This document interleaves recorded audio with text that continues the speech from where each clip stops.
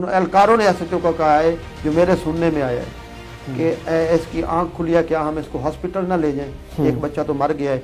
तो एसएचओ ने कहा गाड़ी रोको, एसएचओ ने गाड़ी रुकवाई है और जब एसएचओ डाले के अंदर गया है उसने एक आंख खोली है, उसने आंख में फायर मारा कि इसके रिश्तेदार को फंसाया गया था, वो जो कि खुर्रम सादिक साहब की अदालत से बरी हुआ, जिसमें यह साबित हुआ कि ये मुकदमा, ये झूठा मुकदमा है। जुनेद भट्टी उसने वकील को अदालत से बाहर निकलते हुए उसने धमकी दी कि मैंने आपको जिंदा नहीं छोड़ना। जुमेरात वाले दिन शाम को डीपीओ साहब के पास गया कि आपका जो एसएचओ है वो मुझे सिर्फ इस बुनियाद पे कत्ल करना चाहता है कि मैं उसके रास्ते में रुकावट हूँ। वो क्रिमिनल चकूक हैं और उस एसएचओ के हल्के में आते हैं, वो उनसे मंशियात का धंधा करवाता है। अपने मन पसंद लोगों से मंशियात का धंधा करवा के वो महाना करोड़ों रुपए वहाँ से वसूल करते हैं। न्यूट्रल लोगों से अगर आप पूछेंगे तो वो कहेंगे कि ये सारा कारोबार जो भी यहाँ एसएचओ आते हैं ये उसकी सरपरस्ती में होता है। ये वकील उनके रास्ते की एक दीवार बना हुआ था। डीपीओ या हाई ऑफिशियल की तरफ से ये हुक्म आ जाएगा फिर मैं किसी का कुछ नहीं कर सकूँगा। तो उसने सुबह 5:30 बजे उसके घर के ऊपर हमला कर दिया। ये रेड नहीं था, नमाज पढ़ के ये घर के अंदर दाखिल हुआ है और इसने अपने भतीजे को सीने से लगाया हुआ था, उठाया हुआ था। एसएचओ को कहा कि तुम कैसे आए हो, सुबह इतने वक्त में आप क्या टाइम आप क्यों आए?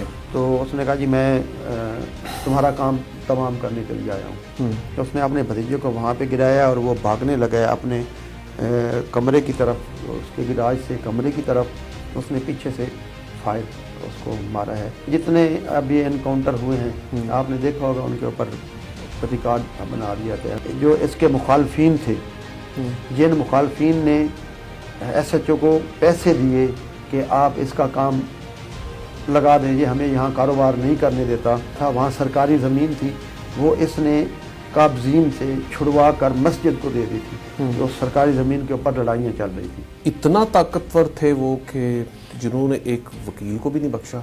राय साजिद, उस एसएचओ के पास इस वक्त 100 करोड़ के लगभग प्रॉपर्टी है। वो एक गरीब घर से आया था, एक कांस्टेबल था, उसका 200 भैंसों का फार्म है 204 चक में। बूरे वाला में उसकी कोई 25-30 करोड़ की गाड़ियों में इन्वेस्टमेंट है। मैंने देखा है जो अच्छे पुलिस ऑफिसर हैं वो डीएसपी, एसपी, डीपीओ रिटायर्ड होके भी वो 10 भैंसें नहीं बना सकते। आप एसएचओ जिसको लगा रहे हैं थाने में, आप उससे 10-20 लाख, उनके कई थाने ऐसे भी हैं यहाँ पर 2-2 करोड़ दे के एसएचओ लगता है।